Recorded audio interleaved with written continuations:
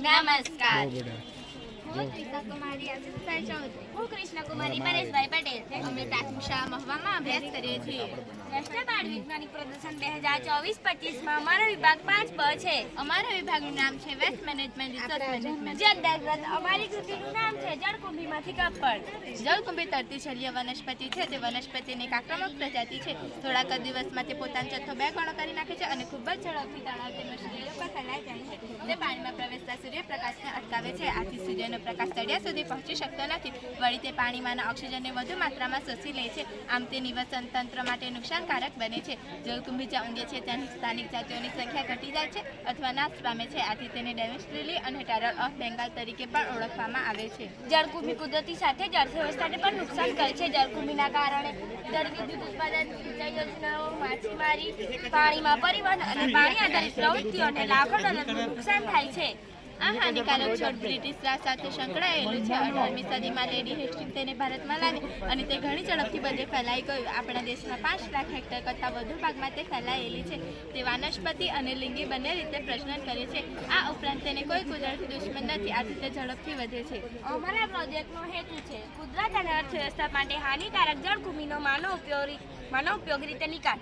જળકુંભીમાં cellulose વધુ પ્રમાણમાં જોવા મળે છે. આ સેલ્યુલોઝને આપણે દાગામાં ફેરવી શકાય છે અને આ દાગામાંથી આપણે શર્ટ અને સાડી બનાવી શકાય છે. આપણા દેશમાં જળકુંભીમાંથી સાડી બનાવવા માટે 2 જગ્યાએ રિસર્ચ થઈ છે. એક ઝારખંડમાં પર્યાવરણ એન્જિનિયર ગૌતમ આનંદ દ્વારા અને બીજું સુરતમાં. સૌથી પહેલા ઝારખંડમાં થયેલી સાડીની બનાવટની પદ્ધતિ જોઈએ.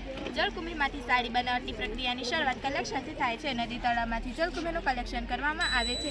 જે જળકુંભીની ઊંચાઈ 1.5 થી 2 ફૂટ થઈ જાય તેને કાપી લેવામાં આવે છે. પહેલા પ્રકારમાંથી પાંદડા અને મૂળને છૂટા પાડી દેવામાં આવે છે. ત્યારબાદ પ્રકારને સૂકવવામાં આવે છે. પ્રકારમાંથી રેશા મેળવવા માટે પ્રકારને ઊભું કાપવામાં આવે છે, જેથી રેશા મળે છે. આ રેસાને કપાસના રેસા સાથે મિશ્ર કરવામાં આવે છે અને રો મટીરિયલ બનાવવામાં આવે છે, જેમાંથી દોરા બનાવવામાં આવે છે, જેને હેન્ડલૂમ પર વણીને સાડી બનાવવામાં આવે છે.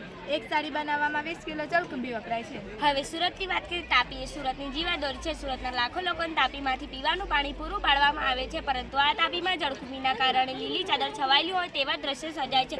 સુરત મહાનગરપાલિકા દ્વારા થોડા સમય આ જળકુંભીને તાપીમાંથી દૂર કરવામાં આવે છે, પરંતુ જેના માટે કરોડ રૂપિયાનો ખર્ચ થાય છે, પરંતુ થોડા જ મહિનામાં જળકુંભી પાછી છવાઈ જાય છે.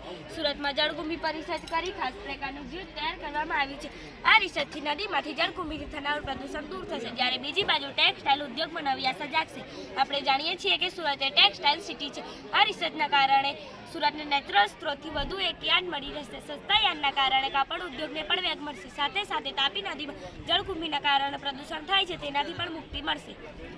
અમારા પ્રોજેક્ટનું મહત્વ આ મુજબ છે. જળકુંભીને સ્ત્રોત સમજીને પાણીમાંથી કાઢવામાં આવે છે. આથી તેનું પ્રમાણ નદી તળાવમાં ઘટી જાય છે, જેનું નિવસન તંત્ર જળચર માટે અનુકૂળ બને છે. આવનારા અમુક વર્ષમાં એ મુકામે પહોંચી શકીશું કે આપણે કહી શકીએ કે આ નદીને પુનર્જીવિત કરેલ છે. તે જળકુંભી મુક્ત છે. Thank you.